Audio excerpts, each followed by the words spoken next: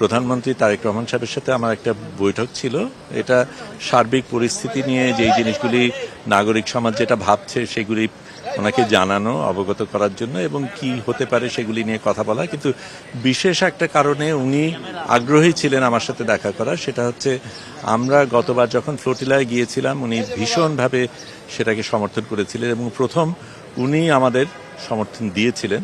তারপরে অবশ্য প্রফেসর ইউনূসও খুব জোরালো ভূমিকা রেখেছিলেন।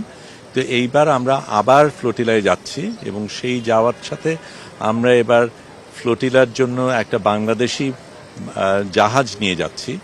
সেটার ব্যাপারে উনি নিজে আগ্রহী, এটাকে কিভাবে সাপোর্ট দেওয়া যায়, কিভাবে সহযোগিতা করা যায় এবং বাংলাদেশকে যাতে এখানে প্রতিনিধিত্ব করা যায় সেটা নিয়ে আলাপ হয়েছে।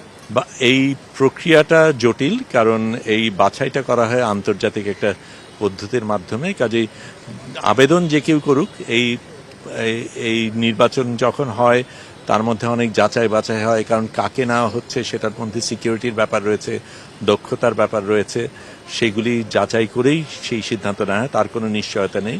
কিন্তু জাহাজটা যাচ্ছে এবং সেটা বাংলাদেশের পতাকা বহন করে যাবে সেটা নিশ্চিত।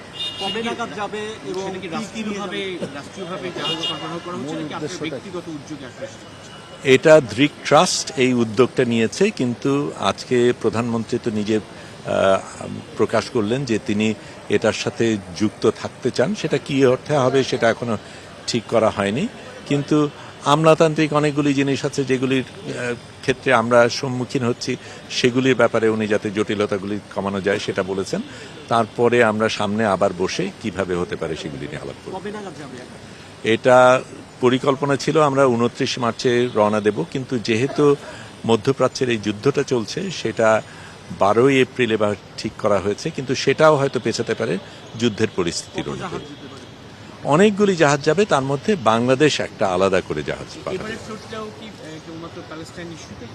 হ্যাঁ, গাজা না না, এটা ইরান ইস্যুটা তো ফিলিস্তিনকে কেন্দ্র করেই অনেক অর্থে, কিন্তু এটা একেবারেই গাজার অবরোধটাকে আমরা ভাঙবো সেই উদ্দেশ্যেই যাওয়া।